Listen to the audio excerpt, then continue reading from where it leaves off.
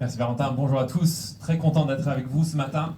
On a chanté, on a prié et on va commencer par parler de la musique. The Eras Tour, la tournée Eras de Taylor Swift. Est-ce que vous l'avez vu? Moi je l'ai vu à Bordeaux, dans mon salon sur Disney+. Apparemment c'est la tournée de concert qui a fait le plus d'entrées dans toute l'histoire. C'est incroyable. Et si vous l'avez vu, le concert commence avec des personnes qui arrivent sur scène en tenant d'énormes pétales en tissu. Et ce qui se passe, c'est que les danseurs tournent et virevoltent avec leurs pétales qui se dressent dans les airs avant de se rejoindre comme une fleur fermée qui recouvre toute la scène. Les danseurs s'inclinent tous en même temps avant de s'ouvrir subitement pour révéler la plus grande pop star de notre génération. Et à ce moment-là, le stade explose. 60 000 personnes qui crient à plein poumon, ça y est, c'est pour ça qu'ils sont venus. C'est ce qu'ils sont venus voir. C'est ce qu'ils sont venus entendre, le visage et la voix de Taylor Swift elle-même. C'est incroyable. Mais qui est cette femme qui vient d'apparaître sous la fleur? Certains diraient que c'est une célébrité, d'autres peut-être une déesse, une idole, mais d'autres la connaissent un peu mieux. Ils savent que c'est une femme de 36 ans qui adore les chats. Elle est le frère d'Austin, la fille d'Andrea et de Scott. Et oui, je l'ai dit, elle adore des chats. C'est une femme normale. Qui est Taylor Swift? Je me permets de vous poser une autre question ce matin. Qui est Jésus-Christ? Qui est Jésus-Christ? On est à notre 3e prédication dans une série de 5 sur le thème de la gloire de Dieu, voir la gloire. Et aujourd'hui, on va réfléchir à la gloire de Dieu révélée dans la personne de Jésus-Christ. Et c'est pour cela qu'on va se concentrer sur un épisode dans la vie de Jésus qui nous est raconté dans 3 des 4 évangiles, à savoir la transfiguration. Valentin nous a lu ça dans Marc 9 tout à l'heure. Et la transfiguration est ce moment dans la vie de Jésus où Dieu se révèle à nous dans sa gloire. Jésus se révèle à ses disciples. C'est un peu comme Taylor Swift qui se révèle à un stade rempli de fans en délire. Et c'est un moment par lequel Dieu veut attirer notre attention. Il veut nous saisir, il veut nous captiver. Alors Taylor Swift est une artiste qui, grâce à une mise en scène incroyable et beaucoup d'argent, a réussi à créer un spectacle qui a fait sensation dans le monde entier. Mais par contre, la transfiguration n'est pas juste un spectacle. En fait, c'est une révélation de quelque chose de réel qui ne termine pas à la fin du spectacle. C'est quelque chose d'encore plus réel que le spectacle lui-même. Mais contrairement aux fans de Taylor Swift, la réaction à la transfiguration est plutôt décevante. Personne ne s'enthousiasme. Personne ne crie d'émerveillement. Il n'y a que de la confusion et de l'indifférence. Et nous devons comprendre pourquoi ce matin. Alors regardez avec moi les versets 2 et 3 de Marc chapitre 9, l'évangile de Marc chapitre 9. 6 jours après, Jésus prit avec lui Pierre, Jacques et Jean, et il les conduisit seuls à l'écart sur une haute montagne. Il fut transfiguré devant eux. Ses vêtements devinrent resplendissants et d'une telle blancheur que personne sur la terre ne peut blanchir ainsi. Le mot transfiguré au verset 2, ça vient d'un verbe en grec dont on dérive le mot métamorphose en français. Ça veut dire être transformé, être changé. Pendant un court instant, Jésus a été transformé devant les yeux de ses disciples pour révéler sa véritable identité, sa gloire. Et on l'a vu dans cette série que la gloire, c'est le rayonnement ou le débordement de la personne de Dieu. C'est le rayonnement, le débordement de la personne de Dieu. Et il y a 3 choses que nous devons comprendre ce matin sur l'identité, la véritable identité de Dieu, de Jésus, dans la transfiguration. Premièrement, Jésus est pleinement humain. Il est un être humain comme vous et moi. Et on va voir que Jésus est présenté dans ce récit comme le véritable être humain, l'être humain par excellence. Deuxièmement, Jésus-Christ est véritablement Dieu. Il est l'Éternel, le Dieu de l'Ancien Testament, le Créateur de l'univers lui-même. Et puis troisièmement, pour relier ces deux idées ensemble, nous allons voir que la transfiguration nous apprend que Jésus-Christ est à la fois pleinement Dieu et pleinement homme en une seule personne. Dieu le Fils incarné. Jésus, il n'est pas schizophrène. Jésus ne porte pas un masque qu'il enlève de temps en temps. La transfiguration n'est pas juste un spectacle simulé. Non, la transfiguration est une aperçu de la réalité, telle qu'elle devrait être, et telle qu'elle le sera un jour. En fait, la transfiguration nous révèle que Jésus-Christ est le but de l'humanité et l'espérance du monde entier. Et donc, pour voir la gloire de Dieu ensemble ce matin, je vous propose de regarder l'épisode de la transfiguration en 3 temps. Je vous propose de voir cette révélation de la gloire de Jésus en voyant le cadre, le contenu, et puis le point culminant de la transfiguration. Et ensuite, on va en tirer 2 conclusions doctrinales sur l'identité de Jésus et 2 applications pratiques pour notre vie chrétienne. Donc pour commencer, le cadre de la transfiguration. Si vous avez déjà lu ou étudié l'évangile de Marc, nous on l'a étudié dans nos G-Cubes, dont Valentin nous a parlé, on l'a fait il y a quelques mois. Si vous l'avez lu l'évangile de Marc, vous savez que Marc parle de la venue du royaume de Dieu sur terre dans la personne de Jésus-Christ. Marc commence avec le début du ministère de Jésus, et c'est Jésus qui annonce « Le moment est arrivé, le royaume de Dieu est proche ». Mais à la fin de l'évangile de Marc, c'est un peu comme si Marc termine sur une note négative. Parce que Jésus, il a été crucifié, il ressuscite d'entre les morts, mais on ne le rencontre pas personnellement. Il n'est pas là. Et les femmes qui ont découvert le tombeau vide s'enfuient. Elles ont peur. Et on se demande, où est le royaume glorieux que tu nous avais promis, Jésus? Où est-il? Les spécialistes se posent la question, pourquoi est-ce que Marc termine son évangile de cette façon? Et une explication possible à cette énigme, c'est que Marc a fait exprès d'insérer un épisode, une rencontre personnelle par anticipation avec le Jésus ressuscité. Pas à la fin de l'histoire, mais au milieu de l'histoire, au chapitre 9. Et ça, c'est la transfiguration. Les paroles qu'on va voir, et surtout le verset 1, qui encadre le récit de la transfiguration, vont clairement dans ce sens. Verset 1, regardez avec moi encore. Jésus leur dit encore, « Je vous le dis en vérité, quelques-uns de ceux qui sont ici ne mourront pas avant d'avoir vu le royaume de Dieu venir avec puissance. » Jésus parle ici de quelque chose de glorieux qui va se produire du vivant de ceux qui l'écoutent. Les disciples de Jésus vont voir le royaume de Dieu venir avec puissance pendant leur génération. Alors plusieurs estiment que Jésus est en train de parler de sa résurrection d'entre les morts, et je pense que ça c'est vrai, mais le fait que Marc nous raconte ce verset juste avant la transfiguration dans les versets qui suivent, ça montre que les 2 épisodes sont clairement liés. La transfiguration est une image tangible, un avant-goût de la venue du royaume de Dieu en puissance lors de la résurrection de Jésus. Alors j'ai une grande enveloppe ici avec moi, et j'aimerais que vous imaginiez que dans cette enveloppe, il y a un billet qui vous donne accès au ciel pendant 3 heures cet après-midi. Voilà. Ce billet est pour toi. Et c'est gratuit. Alors, à quoi ressemblerait cette expérience pour toi? Imaginez. Qu'est-ce que tu verrais? Qu'est-ce que tu ferais pendant 3 heures? Je suis certain que tu ne seras plus jamais la même personne. Tu aurais un aperçu de la victoire de Jésus sur le mal.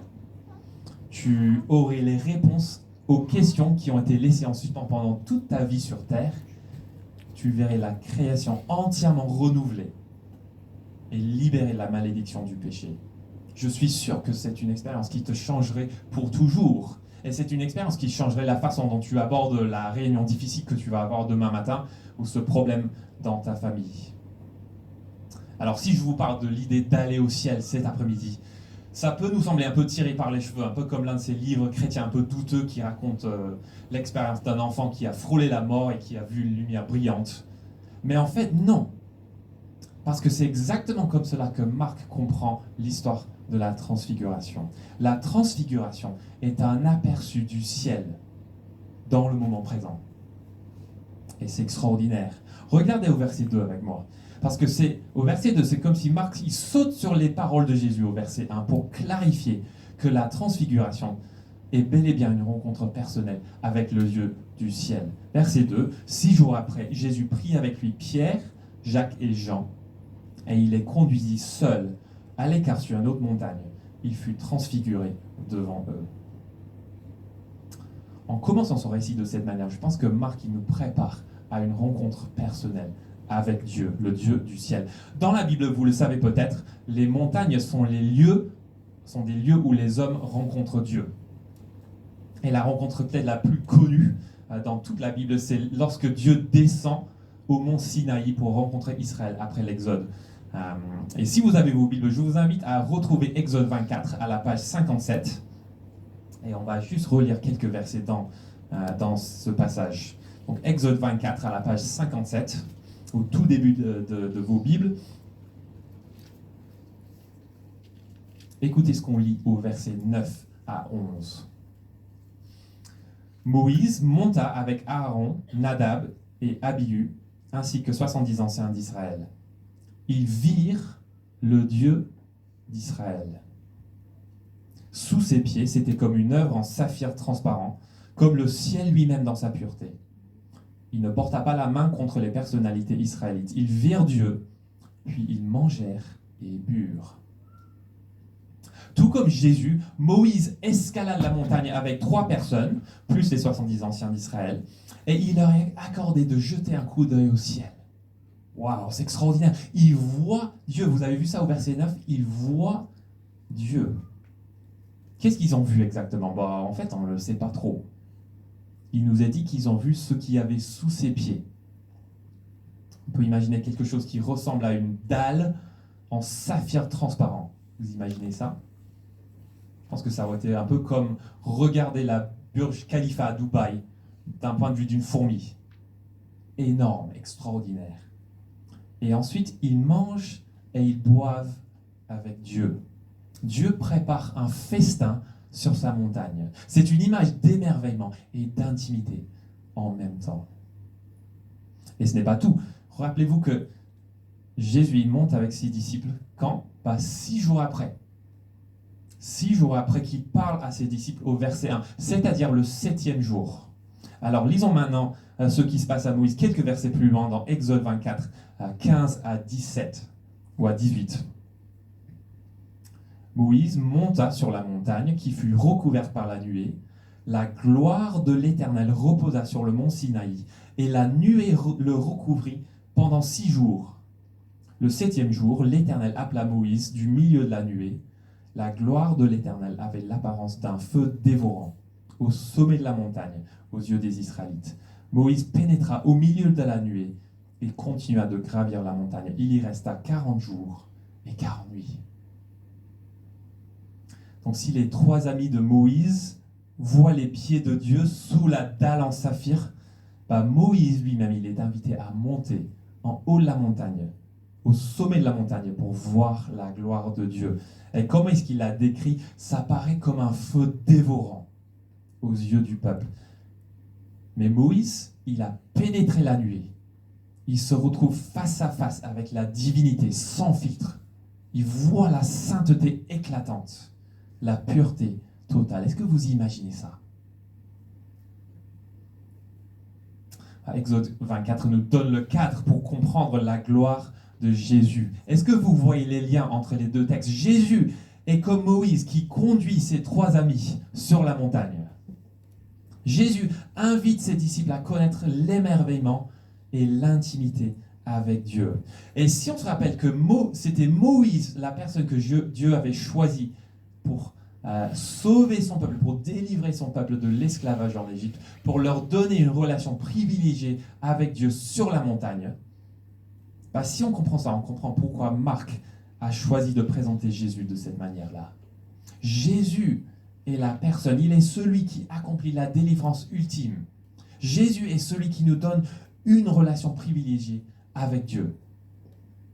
Jésus est celui qui est venu instaurer le royaume de Dieu avec puissance. Mais pourtant, il y a une grande différence entre ces 2 récits. Est-ce que vous l'avez remarqué ? Moïse, il voit la gloire de l'Éternel. Mais Jésus est la gloire de l'Éternel sur la montagne. Jésus n'est pas seulement un nouveau Moïse, qui accomplit une plus grande délivrance. Jésus est l'Éternel lui-même, le but de toute la rédemption divine. Jésus est le moyen et le but de notre salut. Et donc voilà le cadre de la transfiguration. On attend une rencontre personnelle avec Dieu sur la montagne, un avant-goût du royaume éternel à venir.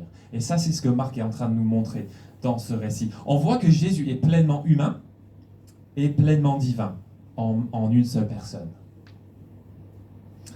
Voyons maintenant le contenu de cette révélation. Deuxièmement, le contenu de la transfiguration.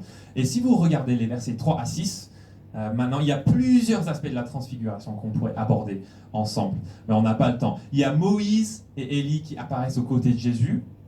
Il y a Pierre qui ne sait pas quoi dire. Il propose de construire des tentes improvisées pour abriter ces trois personnages.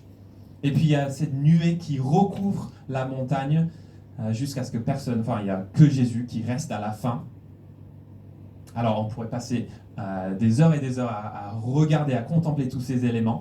Mais pour des raisons de temps, j'aimerais qu'on regarde un seul détail que Marc relève pour nous, verset 3. Regardez avec moi le verset 3. Jésus fut transfiguré devant eux. Ses vêtements devinrent resplendissants et d'une telle blancheur que personne sur la terre ne peut blanchir ainsi. Je pense que la blancheur est une autre manière de parler de la lumière. Vous qui êtes scientifique, vous le savez bien, la blancheur, le blanc, correspond à l'ensemble des longueurs d'onde visibles réunies en une seule couleur, entre guillemets. La lumière blanche est la lumière pure. Moi, j'ai pas mal de t-shirts blancs à la maison. Et l'un des problèmes que j'ai en ce moment, l'un des dangers peut-être, c'est qu'on a un enfant qui a commencé à manger de la nourriture solide avec les mains. Et donc ça veut dire que pendant les repas, la nourriture finit partout. Et donc peu importe si c'est la sauce tomate ou le jus de myrtille ou une banane, moi je dois faire vraiment attention à ce que là où je me place à table pendant les repas. Et l'une des choses que j'ai découvertes à Bordeaux avec le soleil d'été, c'est que même les vieilles taches n'ont pas disparu. Même si je mets des tablettes et l'eau de javel dans la machine à laver, en fait mes vêtements ne sont jamais aussi blancs que je le voudrais. La lumière de Jésus, la blancheur de Jésus, c'est le reflet de toutes les longueurs d'onde de son caractère, de sa personne, de qui il est. Cette lumière, elle est totalement pure, totalement sainte, sans tache. On pourrait dire que c'est une façon de voir l'ensemble de ses attributs en une seule personne, en un seul moment. Alors, qui est ce personnage de Jésus ? Il y a un deuxième passage dans l'Ancien Testament qui nous révèle un peu plus sur sa gloire, que j'aimerais voir avec vous maintenant. Et on le trouve dans un livre qu'on va aborder dans notre prochaine série de prédications dans le Cube, dans quelques semaines, à savoir le livre de Daniel. Donc si vous avez votre Bible, est-ce que vous pouvez trouver Daniel chapitre 7, à la page 576, Daniel chapitre 7, et on va lire deux extraits de ce chapitre magnifique qu'on va voir. Je crois que c'est juste avant Pâques. Donc Daniel 7, page 576, et on va commencer au verset 9.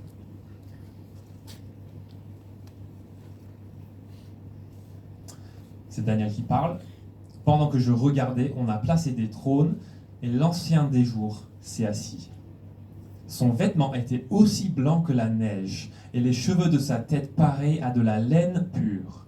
Son trône était de flammes et ses roues étaient un feu dévorant. Un fleuve de feu coulait et sortait de devant lui. Des dizaines de milliers le servaient et des centaines de millions se tenaient debout devant lui. Les juges se sont assis et des livres ont été ouverts. Et puis on va sauter au verset 13 et 14. Pendant que je regardais dans mes visions nocturnes, quelqu'un qui ressemblait à un fils de l'homme est venu avec les nuées du ciel. Il s'est avancé vers l'Ancien des jours et on l'a fait approcher de lui.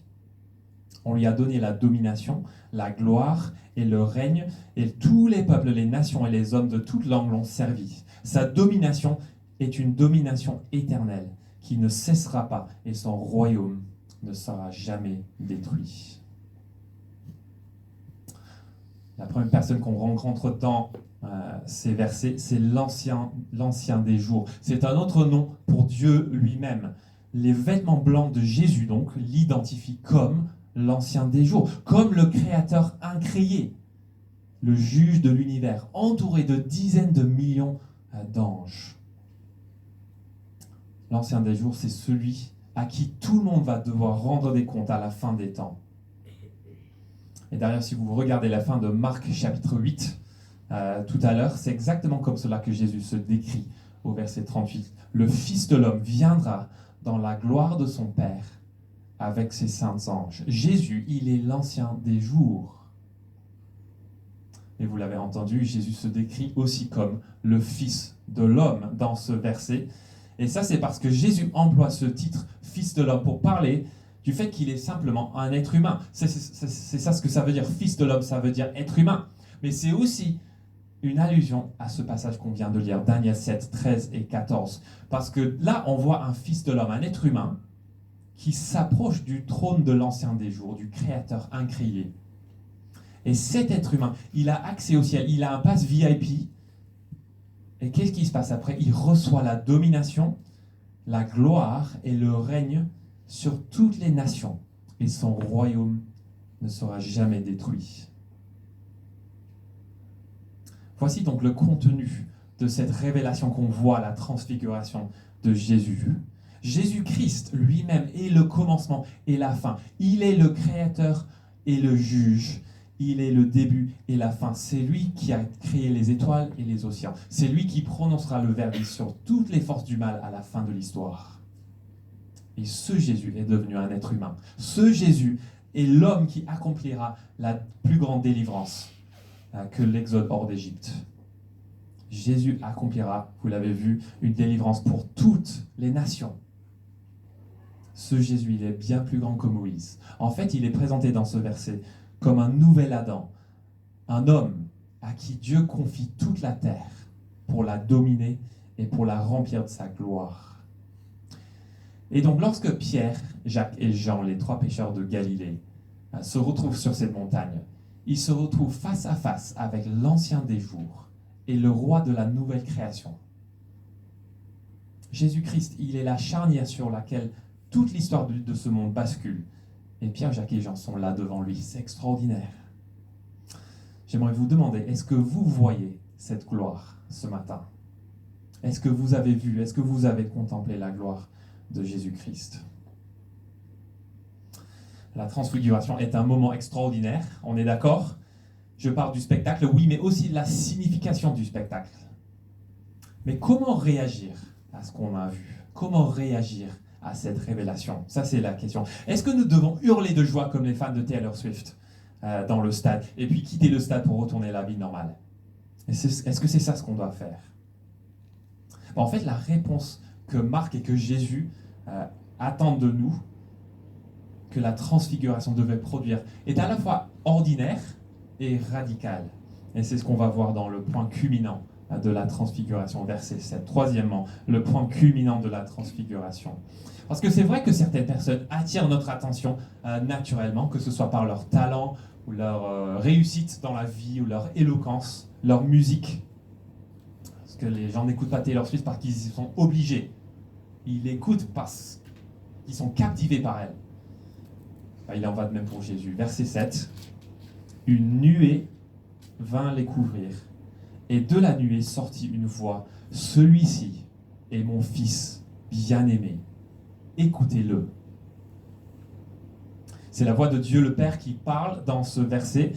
Et pourquoi est-ce que nous devons écouter le Fils? Parce que Dieu le Père est captivé par son propre Fils. Dieu prend plaisir à son Fils. Des milliards de tonnes de plaisir sont dirigés vers un seul objet. Et vous le voyez là au milieu du verset 7, le Fils bien-aimé. Le Fils bien-aimé. Le commandement le plus important dans l'Ancien Testament, si vous connaissez l'Ancien Testament, Deutéronome 6, verset 4, « Écoute, Israël, l'Éternel, notre Dieu, est le seul Éternel. Tu aimeras l'Éternel de tout ton cœur, de toute ton âme et de toute ta force. » Autrement dit, tu seras captivé par le seul Dieu, l'Éternel. Et dans l'Ancien Testament, Israël, le peuple de Dieu, devait exprimer son amour pour Dieu en obéissant à sa loi. Ça, c'était comment ça se passait à l'époque. Le peuple devait écouter la révélation de Dieu sur la montagne, donnée par l'intermédiaire de Moïse, les 10 commandements. Mais aujourd'hui, tout ça a changé. Parce que puisque le moment est arrivé, puisque le royaume est venu, et le royaume de Dieu est proche, la manière dont on exprime notre amour pour Dieu, dont on respecte la loi de Dieu, c'est d'écouter Jésus. Jésus, il est le point culminant de toute la révélation de Dieu. Et cette révélation consiste dans le fait que le seul vrai Dieu existe et a toujours existé en 3 personnes, Père, Fils et Saint-Esprit. C'est Jésus qui est l'accomplissement de toutes les Écritures. Et il se tient maintenant devant ces 3 disciples effrayés sur la montagne. C'est incroyable. D'ailleurs, je pense que c'est pour cela que Moïse et Élie sont là avec Jésus, parce qu'ils confirment que le message de l'Ancien Testament est cohérent avec le message que Jésus est venu apporter. Dieu, il s'adresse à l'humanité sur la montagne. Il a invité ses témoins pour confirmer cela. Et il dit, Jésus, c'est la loi que vous devez respecter. Jésus, c'est la personne que vous devez écouter. Et Dieu, il s'adresse à nous ce matin et il nous dit, celui-ci est mon Fils bien-aimé. Écoutez-le. Est-ce que vous écoutez le Fils bien-aimé ce matin, Jésus-Christ? Est-ce que vous l'écoutez? J'aimerais revenir à notre question du début. Pas qui est Taylor Swift, mais qui est Jésus-Christ? Quand je faisais de l'évangélisation en Angleterre, il y a quelques années, on posait souvent cette question aux passants dans la rue pour avoir leur réaction. Et la diversité de réactions montrait à quel point il y avait de la confusion parmi les gens, même parmi les soi-disant chrétiens. En fait, ce n'est pas un problème pour les étudiants du XXIe siècle, parce que même à l'époque de Jésus, c'était un problème. Qui est Jésus? Même les premiers disciples n'avaient pas tout compris, y compris Pierre. Quelques versets juste avant notre passage qui nous raconte la transfiguration, Jésus lui-même, il pose cette question à ses disciples. Il dit, « Qui suis-je d'après les hommes ?» Et les disciples donnent plusieurs réponses. Ensuite, il leur demande encore, « Et d'après vous, qui suis-je » Et Pierre, il lui répondit, « Tu es le Christ. » Okay, il a compris que Jésus est le roi promis par Dieu qui va apporter le salut au monde. En fait, Pierre s'attendait à ce que Jésus soit le roi vainqueur. Et pourtant, Pierre n'avait pas compris que le salut viendrait par la souffrance, par la mort du roi à la place des pécheurs. Ça, c'est le message que Jésus avait. Et du coup, lorsque Jésus dit quelques versets juste après, en fait, ça tombe un peu dans l'oreille d'un sourd pour Pierre. Jésus dit, si quelqu'un veut être mon disciple, qu'il renonce à lui-même, qu'il se charge de sa croix et qu'il me suive. En effet, celui qui voudra sauver sa vie la perdra, mais celui qui la perdra à cause de moi et de la bonne nouvelle la sauvera. En fait, voici la loi que Jésus donne, la nouvelle voie que nous devons écouter. Renoncer à soi-même, se charger de sa croix et suivre Jésus jusqu'à la mort et dans la vie éternelle. Mais si les disciples d'un roi crucifié vont faire ça, ils ont besoin de comprendre et de savoir que la personne qu'ils vont suivre est bien capable de leur sauver à la fin de leur vie. Ils doivent savoir que ce roi est digne de confiance. D'où la transfiguration. D'où l'épisode qui nous est raconté juste après. Jésus se révèle à la transfiguration pour montrer qui il est. Et pour montrer à ses disciples qu'il est digne de confiance, même face à la mort, même face à la souffrance et la mort. Donc, qui est Jésus? J'ai 2 conclusions doctrinales et puis on va voir 2 applications très rapides à la fin. Qui est Jésus? Premièrement, Jésus est le Fils éternel et divin. Jésus se révèle lors de la transfiguration comme étant la 2e personne de la Trinité. J'espère que vous avez commencé à comprendre cela. Jésus est la 2e personne de la Trinité. Jésus est Dieu le Fils qui existe depuis toute éternité dans la gloire débordante de son Père. L'évangile de Jean dit que le Fils a la vie en lui-même. C'est-à-dire, il est incapable de mourir. Il est la vie. Pas l'existence, il est la vie en lui-même. Et donc seul le Fils divin peut conduire ses disciples effrayés au-delà de la mort et jusque dans la vie éternelle. C'est ce que Jésus lui-même dit dans l'évangile de Jean, Jean 17, 24. « Père, je veux que là où je suis, ce que tu m'as donné soit aussi avec moi, afin qu'ils contemplent ma gloire, la gloire que tu m'as donnée parce que tu m'as aimé avant la création du monde. » Donc Jésus est le Fils éternel et divin. Mais deuxièmement, Jésus est le Fils royal et humain. Jésus, il est le roi du royaume qui vient avec puissance. Il offre le salut aux êtres humains comme vous et moi.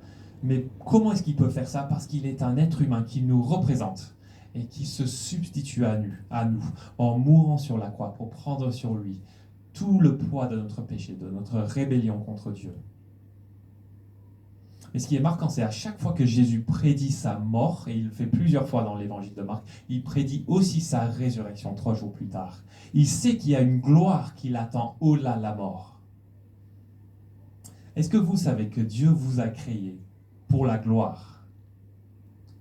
Et si vous êtes en Christ ce matin, Dieu vous a destiné pour la gloire. Alors, on ne parle pas ici de la gloire divine, mais plutôt de la gloire humaine. Qu'est-ce que je veux dire par là? On n'est pas en train de dire que les êtres humains vont devenir des dieux. On ne va pas devenir des mini-dieux. On est en train de dire que Jésus, en Jésus, on a trouvé le but de notre humanité. On a trouvé l'apogée de la vie humaine.